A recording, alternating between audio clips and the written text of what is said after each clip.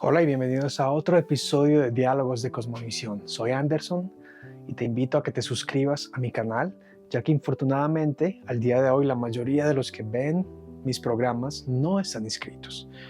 Hoy te traigo un excelente libro, una discusión muy breve acerca de los fundamentos de nuestra cultura. Y es el autor Douglas Murray.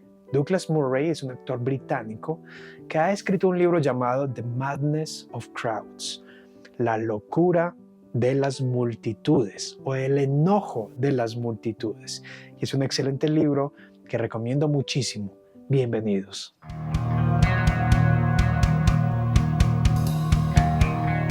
Douglas Murray es un autor británico que ha escrito este libro como protesta, como hablando de realidades acerca de esta ola de las ideologías de género, el transexualismo, entre el aborto, tantas situaciones que han llenado Inglaterra, Europa, Norteamérica y Latinoamérica. Una de las frases que me impacta mucho de su libro es la siguiente, la cual aborda o da una explicación de por qué hay tanta inestabilidad en sentidos ideológicos o de conocimientos, o mejor dicho, que explican la crisis de la verdad. ¿Cree en la verdad el individuo promedio de la sociedad de hoy? ¿Por qué sí o por qué no? ¿Cómo el relativismo ha inundado el pensamiento del estudiante universitario y de la persona promedio? El decir, este es mi cuerpo, mi decisión, es mi opinión, no importa qué suceda. Puedo hacer con mi cuerpo o con mi vida lo que me plazca. Tal vez esa verdad sea verdadera para ti, pero no lo es para mí. ¿Cómo encontrar entonces un concepto objetivo cuando cada uno piensa algo diferente acerca de la verdad? Cuando es aparente que nadie cree ya en la verdad. ¿Has escuchado la frase, la gente ya no cree en Dios, abandonó los valores? Y en parte es verdad. Pero ¿por qué sucede eso? El autor dice, esto es un hecho simple, que hemos estado viviendo por más de un cuarto de siglo, en el cual todas nuestras grandes narrativas han colapsado, una por una. Las narrativas que teníamos han sido refutadas, se volvieron imposibles de defender o de sostener. El autor aparentemente habla de las narrativas que dominaban o que daban una explicación a los fenómenos del ser humano, de la tierra, incluso religiosos, dentro de nuestra cultura. Uno de ellos podría ser la narrativa de la creación. Antes se creía que Dios era un ser trascendental que está involucrado, interesado y actúa en los asuntos rutinarios y del diario vivir de las personas, y que por la palabra de su poder o a través de un diseño inteligente dio origen al universo. Como Génesis dice, en el principio Dios creó los cielos y la tierra. Pero ya esto no se cree. Con el advenimiento de la doctrina de la evolución, ya Dios no está en el cuadro. Y en gran manera, a partir de la época de la razón, surge el materialismo, en donde a lo mejor se reconoce que Dios existe, pero ya no se involucra en los asuntos de la vida y de la rutina del hombre. Así que las grandes narrativas comienzan a colapsar. Por ejemplo, a eso le sigue el concepto del hombre. Es lo que Friedrich Nietzsche dijo hace más de un siglo. Matamos a Dios y no nos hemos dado cuenta. Y cuando matamos a Dios, muere el hombre. Es decir, que era necesario vivir como si Dios existiera, o de lo contrario inventar nuevos valores ya que Dios no existe. Y como Dios ya no existe o no está en la ecuación, en el pensamiento humano, como dice el Salmo 14, dice el necio en su corazón que Dios no hay. El hombre decae. El hombre era dignificado al ser hecho a la imagen de Dios, pero cuando surge la evolución, desciende de ser un animal, o mejor, a ser un animal evolucionado, alguien obligado a sobrevivir con violencia en medio de un mundo cruel.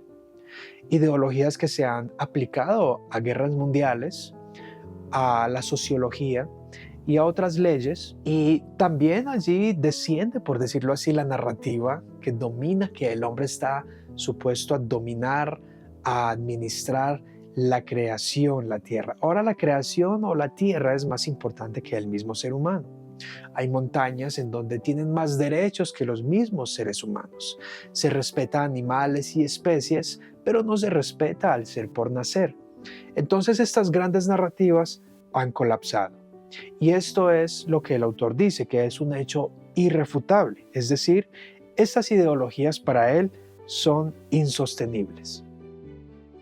Ahora, aunque él habla de una realidad, de que esas narrativas ya no dominan, han colapsado, en esa parte estoy en algo en desacuerdo con el autor, y es que ese colapso no significa la eliminación de esas narrativas. Tampoco estoy de acuerdo en que ya estas narrativas han sido refutadas y se volvieron imposibles de defender. Creo que las narrativas específicamente de Dios, del cristianismo, de la veracidad de la escritura, de la dignidad humana y la antropología son constantemente refutadas, pero no son vencidas. Se pueden sostener y han sido defendidas.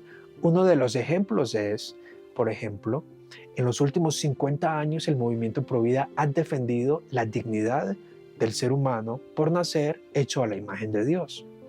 Significa que hay narrativas que siguen siendo defendidas, aunque los valores siguen colapsando.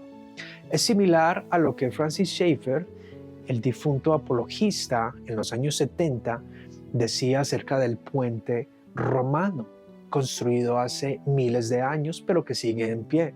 Estos puentes fueron tremendamente, y siendo una obra de ingeniería construidos, siguen en pie.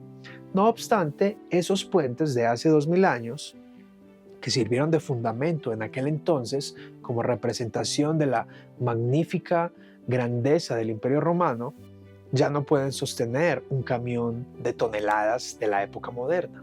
De esa manera, es aparente que a lo que se refiere Murray, que las narrativas han colapsado, es porque antiguos puentes no pueden sostener pensamientos materialistas, tal vez modernos, progresistas, como hoy en día. Pero el Salmo número 11, verso 3, en la Biblia el salmista dice que si fueren destruidos los fundamentos, ¿qué ha de hacer el justo? Sin duda que hay una gran preocupación porque estos fundamentos colapsen. Necesitamos seguir defendiendo y refutando aquellas narrativas que han querido reemplazar una narrativa de los derechos universales, de un legislador universal, de un Dios que domina el universo y que ha creado al hombre con toda dignidad para administrar y mejorar el mundo.